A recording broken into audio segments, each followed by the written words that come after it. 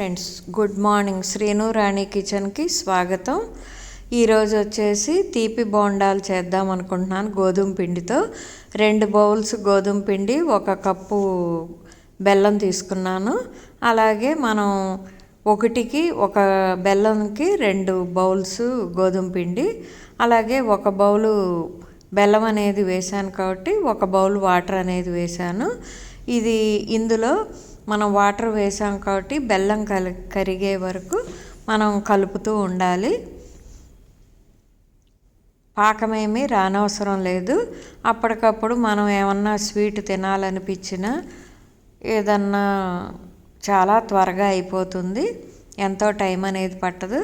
నేను ఒక డిష్ తీసుకుని అందులో 2 బౌల్స్ గోధుమ పిండి అనేది వేసాను. అలాగే మనం చిటికెడు వంట సోడా, అలాగే చిటికెడు ఉప్పు అనేది వేస్తున్నాను. మరీ ఎక్కువగా వేసుకోకండి. ఇందులోనే 2 స్పూన్లు ఎండు కొబ్బరి, యాలకుల పౌడరు వేసాను. అలాగే మనం ఇందాక పాకం బెల్లం కరిగించాం కదా, అది వడకట్టాను ఏమీ నలకలు లేకుండా. అది ఇందులో కలుపుతూ ఉండలు లేకుండా కలుపుకోవాలి. ఈ మొత్తం వేసేసాక ఎంత వాటర్ అనేది పడుతుందో అంత కొంచెం కొంచెంగా వేసుకుని, ఈ బెల్లం వాటర్ అనేది వేసుకుని, ఇంకా కొంచెం వేడి నీళ్ళు అనేది ఏమి లేదు, చన్నీళ్ళు. ఈ పాకం మాత్రం ఆరిన తరువాత గోధుమ పిండిలో కలుపుకోవాలి, వేడి మీద కలుపుకోకూడదు. ఇంకొంచెం వాటర్ అనేది యాడ్ చేసుకుంటూ మనం ఏ విధంగా కలుపుకోవాలో మీకు చూపిస్తాను. ఇంకొంచెం వాటర్ యాడ్ చేసుకుందాము. ఇదిగోండి, ఇక్కడ ఉండలు లేకుండా అయితే కలుపుకోవాలి. మనం డీప్ ఫ్రైకి సరిపడినంత ఆయిల్ అనేది పెట్టుకోవాలి. మరీ గట్టిగా ఉండకూడదు, మరీ పలచగా ఉండకూడదు.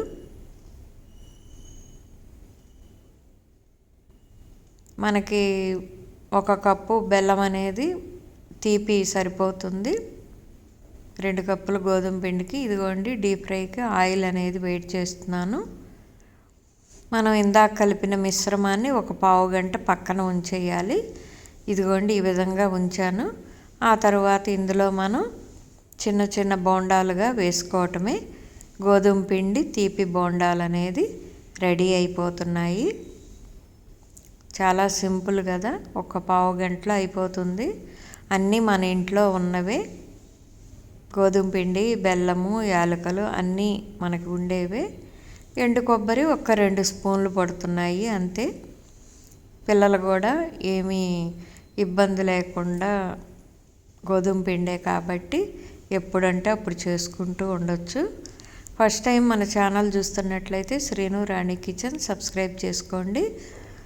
వీడియో చూసే ప్రతి ఒక్కళ్ళు లైక్ అనేది ఇవ్వండి.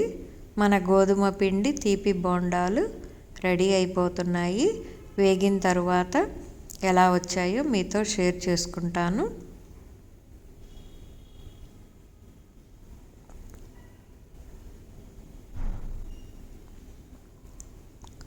యాలకుల పొడి ఫ్లేవర్ అనేది, ఎండు కొబ్బరి చాలా బాగుంటాయి ఇవి.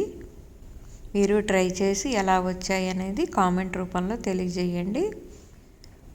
ఎప్పుడైనా సరే వంటలు అనేది ఊరికే ఎక్కువ ప్రాసెస్ చేసుకోకుండా కొంచెం కొంచెంగా చేసుకున్నాం అనుకోండి, ఒకసారి కాకపోతే ఇంకొకసారి సక్సెస్ అనేది వస్తుంది.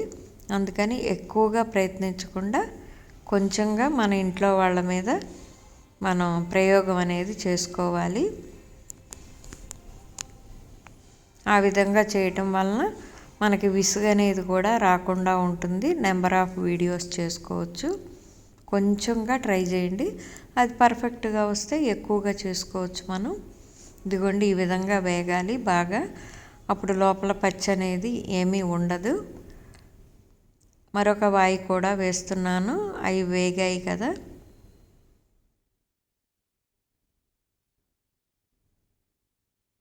మా శ్రీవారికి అయితే స్వీటు మహా ఇష్టం. పాప అయితే హాట్ తింటుంది. ఇంకా అందుకనే తరచూ ఏదో ఒకటి చేస్తూ ఉంటాను.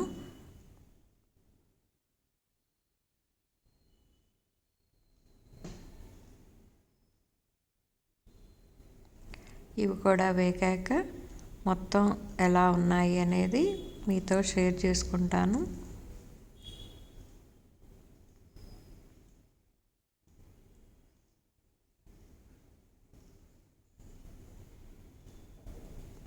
ఫస్ట్ ఒక కప్పు చేద్దాం అనుకున్నాను, ఎందుకంటే మెత్తగా అత్తయ్య గారు కూడా తినగలరు కాబట్టి.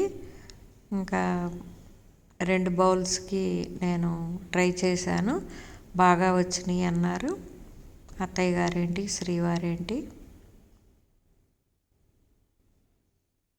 మరొక మంచి వీడియోతో మీ ముందుకు వస్తాను. శ్రీను రాణి కిచెన్ మరొక బ్లాగ్ కానీ స్వీట్ ఐటెంతో కానీ. ఇదిగోండి ఎంత బాగా వచ్చాయో.